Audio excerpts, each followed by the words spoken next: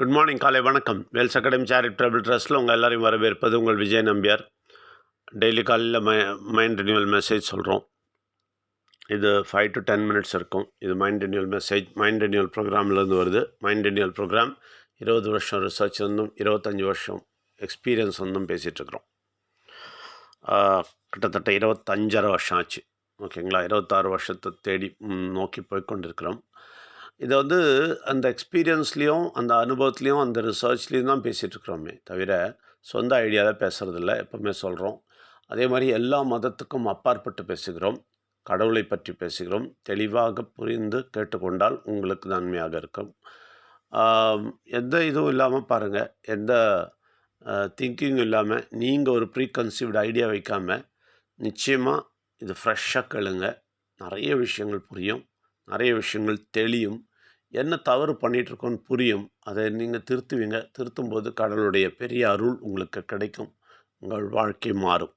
நிச்சயமாக நடக்கும். அன்பே சிவம் அப்படின்றது தான் இன்றைக்கி டாப்பிக்கு. அந்த அன்பு, சிவம்னாலே அன்பு. அன்பு தான் கடவுள், வேறு ஒன்றுமே கிடையாது. இதை பற்றி ஃபுல்லாக தெரிஞ்சுக்கணுன்னா ஒரு உதாரணம் சொன்னால் தான் தெரியும். அதாவது நீங்கள் சாதாரண ஹோம் மேக்கர்ஸ் இருக்காங்களே, ஹோம் மேக்கர்ஸ்னு தான் சொல்லுவேன். மனைவின்னு சொல்ல மாட்டேன், ஹவுஸ் ஒய்ஃப்னு கூட சொல்ல மாட்டேன். Home makers. அவங்க இல்லைன்னா வீடே இருக்காது. அவங்க தான் வீட்டை கட்டி அமைப்பவர்கள். ஆனால் அவர்கள் இப்போது இந்த ஹஸ்பண்ட்ஸ் இருக்காங்க பாருங்கள், வெளியில் போகிறாங்க, ஒர்க் பண்ணுறாங்க, நிறைய இடத்துல பிஸியாக இருப்பாங்க, நிறைய பேர் கூட மூவ் பண்ணிகிட்ருப்பாங்க, எப்போ பாரு பிஸியாக இருப்பாங்க. ஆனால் இந்த ஹோம் மேக்கர்ஸ், இந்த ஒய்ஃப் வீட்டில் இருக்கிறவங்க எப்போவுமே அவங்கள நினச்சிட்ருப்பாங்க.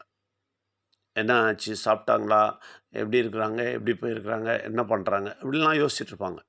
ரைட்டா? ஆனால் அவங்க கூப்பிடுவாங்க. கூப்பிட்டீங்க, சாப்பிட்டீங்களா, எப்படி இருக்கீங்க, எங்கே இருக்கிறீங்க, அடிக்கடி கூப்பிட்டாங்கன்னா அவர் சொல்லுவார், ஐ will call you later. I will call you later. ஏன்னா அவர் ரொம்ப பிஸி, நிறைய பேர் கூட மூவ் பண்ணிகிட்ருப்பார் இல்லையா? ஆனால் ஐ வில் கால் யூ லேட்டர். நிறைய வேலை இருக்கும். ஐ வில் கால் யூ லேட்டர். இதுதான் ரொம்ப ரொம்ப அதிசயமான விஷயம். நம்ம கடவுள்கிட்ட அப்படி தான் இருக்கும். ஐ வில் கால் யூ லேட்டர் சொல்கிறவங்க நம்ம எப்போவுமே பிஸி. அவர் சொர்க்கத்தில் இருந்துட்டு எப்போவுமே நம்மளை தான் அவங்க கவனிச்சிட்ருக்கிறாரு. நம்ம விஷயத்தை யோசிச்சுட்ருக்கிறாரு, நம்மளை கேட்குறாரு, எப்படி இருக்கிறீங்கன்னு பார்க்குறாரு. ஆனால் நம்ம I will call you later கேடர், எப்போவுமே பிஸி இல்லையா? ஆனால் பிரச்சனை என்ன வந்துச்சுன்னா உடனே கடவுளே, ஆண்டவா என்ன பார்க்குறியா அப்படின்னு சொல்கிறேன். அதுதான் பிரச்சனை. நல்லா இருக்கும்போது திரும்பி கூட பார்க்குறது கிடையாது. ஐ வில் கால் யூ லேட்டர் தான். பாருங்கள், இந்த I will call you later போடுறவங்க நிறைய பேர் ஃபோன் பண்ணால் உடனே அது வரும், ஐ வில் கால் யூ லேட்டர்னு வரும்.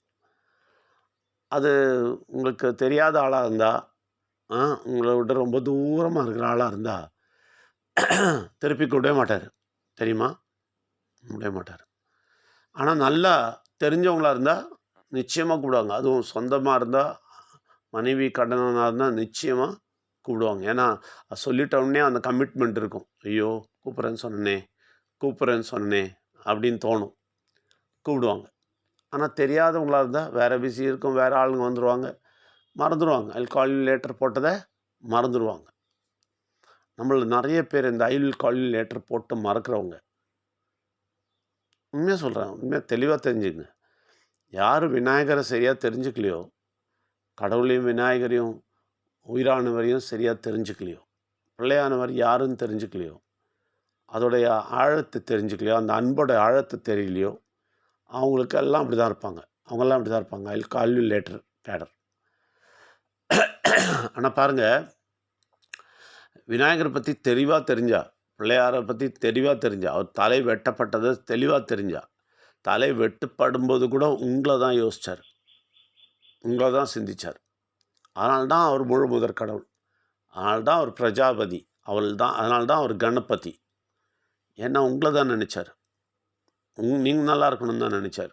உங்களுக்கு எந்த ப்ராப்ளம் வரக்கூடாது, உங்களுக்கு எந்த வினையும் வரக்கூடாது, உங்களுக்கு எந்த பாடுகளும் வரக்கூடாது, உங்களுக்கு எந்த கஷ்டமும் வரக்கூடாது, உங்களுக்கு எந்த தரித்திரமும் வரக்கூடாதுன்னு அவர் தரித்திரர் ஆனார் இல்லையா? பழனியில் அவர் தரித்திரர் ஆனதான் காட்டினார். ரைட்டா? அதனால் நல்லா புரிஞ்சுங்க. எப்பவுமே உங்கள பத்தி நினைக்கிறவர் கடவுள்.